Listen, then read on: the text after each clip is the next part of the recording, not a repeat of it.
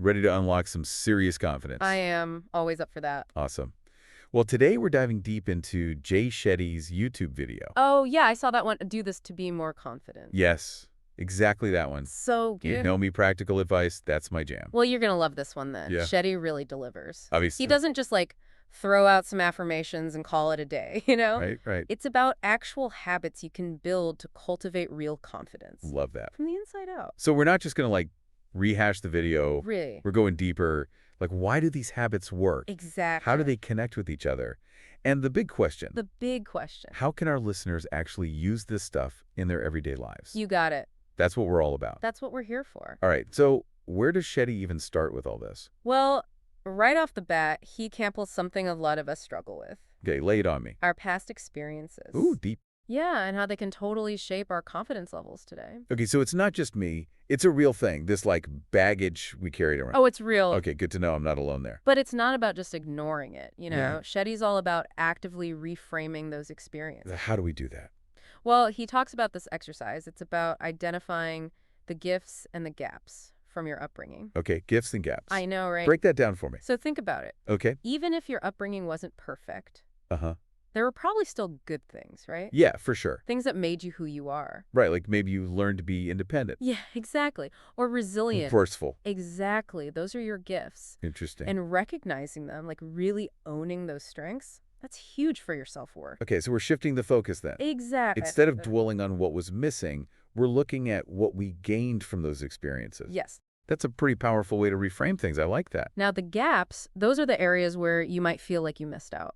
Okay, like what kind of stuff? Could be emotional support. Right. Could be certain opportunities, specific skills. Oh, I see. That kind of thing. Okay, and how do those gaps play into building confidence?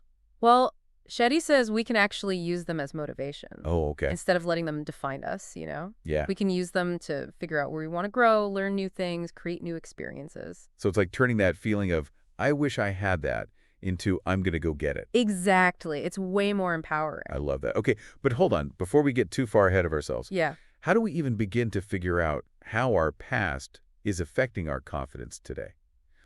Is there a starting point? Such a good question. I know, right? It's a lot to unpack. It is, but I think the first step is just taking some time for self-reflection. Yeah. Really think about those experiences, the good and the bad, and how they might be shaping your beliefs about yourself and your abilities. Okay, deep stuff. So we've unpacked the baggage, reframed the past. We're on a roll. What's next on Shetty's confidence roadmap? Well, he talks about constructing a high-value skill. Ooh, I like the sound of that. Right, and he uses the story about how he overcame his own shyness Okay, through public speaking.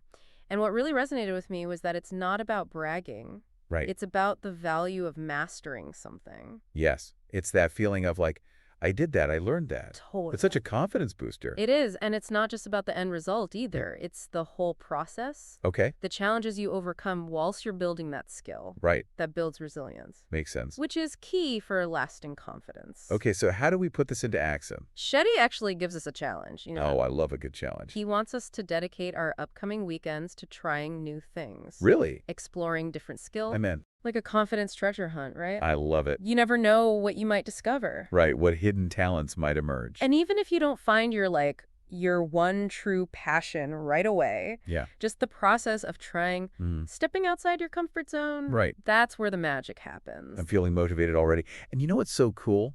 What? This ties in perfectly with Shetty's next point Oh, yeah, tell me about it. about continuous learning. He talks about feeling so alive when he's learning new things. Doesn't it just light you up? It really does.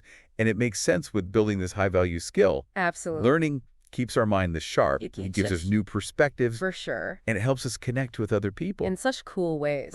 It's almost like this positive feedback loop, right? Totally. The more you learn, the more confident you become, and the more you want to learn. Exactly. And it's like this amazing cycle. And Shetty even suggests this awesome resource for us busy folks. Oh, tell me. I'm always looking for ways to fit more learning into my crazy schedule. Well, he recommends an app called Blinkist. Okay, I've heard of that. It gives you condensed summaries of nonfiction books. So it's like getting the key takeaways without having to read the whole book. You got it. Perfect for people like me, always on the go. Exactly. So I'm curious, what about you? How do you personally make time for learning with your busy schedule? Oh, audiobooks, for sure. Oh, me too. Big fan of audiobooks. Podcasts as well. Yes. It's like having a whole library in your pocket. Right. But honestly, even if you just take a few minutes each day to read an article or watch an educational video, Right. it all adds up. Any little bit helps, right? When it comes to expanding your knowledge and building that confidence muscle, Absolutely. every little bit counts. I love it. It's funny, we often think of confidence as this tough, unyielding thing. Yeah, you got to be hard-nosed to be confident. Exactly. But Shetty's next point kind of flips that on its head. Oh, really? How so? He talks about self-compassion. Now that's interesting. Right. You wouldn't think those two go together. Self-compassion and confidence. Yeah, but when you think about it, it Mhm. makes so much sense. Okay, tell me more. A lot of that negative self-talk, the voice that tells us we're not good enough. Oh, I know that voice all too well. We all do. That often comes from a lack of self-compassion. Like, we're holding ourselves to impossible standards. Exactly. And Shetty actually shares this story about himself. Oh, I love his personal stories. They're so relatable. He talks about how letting go of the need to be perfect really unlocked his potential. That's powerful. It is. Do you remember what he said? Something about working hard for the right reasons. Yes.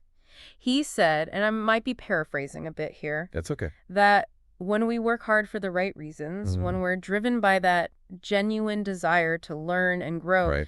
it actually softens us. It doesn't harden us. When you work hard for the right reasons, you become more soft-hearted, not hard-hearted. Yes, that's the one. So good. It's so counterintuitive, right? Totally. We think we got to be tough to be confident, but maybe it's the opposite. Maybe it's about being kind to ourselves. Maybe true confidence comes from a place of self-acceptance, Mm-hmm. acknowledging that we're all works in progress. Yeah, none of us are perfect. And that's more than okay.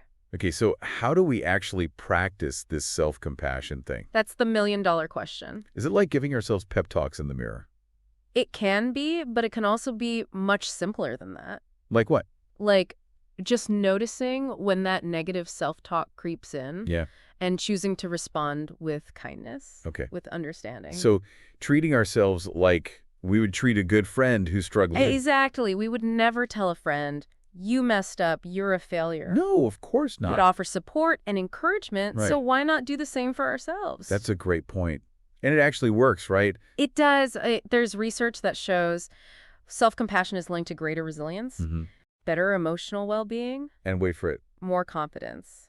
It's amazing how much we hold ourselves back sometimes. It really is. Because we're so busy being our own worst critics. Absolutely. And this actually leads perfectly into Shetty's next point. Okay, I'm intrigued. What's next? It's all about cultivating calm responses Instead of just reacting all the time. instead of just reacting impulsively. Yeah, like hitting reply all in the heat of the moment. Exactly. It's about taking a pause before reacting, Okay, giving yourself that space to process your emotions, right. and choose a more thoughtful response. You know, Shetty has this great phrase for this. Oh, yeah? What is it? He says, respond at the pace of love, not force or haste. I love that. I thought it was a little cheesy at first, but it's actually so profound. It is. It really makes you think about how you approach communication. It changes the whole game. Instead of reacting out of fear or anger, Yeah, or defensiveness. we're choosing to respond with intention and compassion. It's a game changer. And I bet that shift in mindset can have a huge impact on our confidence, right? Absolutely. When we respond calmly and thoughtfully, we project this air of confidence and self-assurance. It's like we've got it all under control. Exactly. We're not letting our emotions control us. We're in the driver's seat. I love that analogy. It also shows respect for the other person. Absolutely. Which can lead to more positive interactions. More productive conversation. It's a win-win. And it all comes back to self-compassion, right? It does. When we're kind to ourselves, Mhm. it's easier to be kind to others. Even when things get tough. Makes sense. Now, something else Shetty talks about that really resonated with me. Yeah, what's that? It's this trap of seeking external validation. Oh, yeah, I've been there. We're constantly looking to others for approval and reassurance. It's so tempting. It is. Why do we do that, do you think? Well, I think it's human nature. We're social creatures. We Yeah. crave connection and belonging. But Shetty says relying too much on external validation can actually hurt our confidence. He does. It's like we're giving our power away. Yeah, letting other people's opinions dictate how we feel about ourselves. Exactly. Shetty contrasts this with the confidence that comes from knowing yourself. Really knowing who you are, Yes. Understanding your values. your strengths, your weaknesses. What truly matters to you. So it's about shifting the focus Exactly. from what do they think of me to what do I think of me. Meme. That's it. It's like creating your own internal compass, I love that. a guide to help you navigate the world with confidence. And once you have that compass, you're less swayed by external opinions or judgments? You're grounded in your own sense of self-worth. Exactly. Okay, so we've tackled our past, built a high-value skill, embraced lifelong learning, practiced self-compassion, mastered the art of calm responses, and found our inner compass. Wow, that's quite a journey. What's Shetty's final piece of the confidence puzzle? Well, we've covered so much already. We have. Feels like we've gone through a whole confidence boot camp. It does. But there's one more piece to this puzzle. Okay, I'm all ears. What's the final ingredient in Shetty's confidence recipe? It might sound kind of obvious, but it's yeah. all about competent preparation. So not just thinking positive thoughts, but actually putting in the work. Exactly. Shetty says real confidence isn't about faking it till you make it. Right. It's about honing your skills Okay. and really understanding whatever it is you're going after. So it's not just about feeling good, it's about actually knowing your stuff. 100%. He uses the example of athletes. Oh yeah, like Olympians and stuff. Exactly. They train so hard to compete at the highest level. Right, years of dedication. And their confidence comes from knowing they've prepared the best they can. They put in the time, But in the hours. and they're ready for whatever comes their way. It's like that saying, luck is what happens when preparation meets opportunity. Oh, I love that saying. It applies to so much more than just sports, though. Okay, like what? Think about giving a presentation at work, Whoop, yeah, of nerve-wracking. launching a new project, Mhm. even having a tough conversation with someone. Okay, I see where you're going with this. When you take the time to prepare, Right. to rehearse, to think about what could go wrong, Anticipate those challenges. you naturally feel more confident. Yeah, it's like having a secret weapon. Right, that feeling of, I've got this, because you know you've done the work. I love that.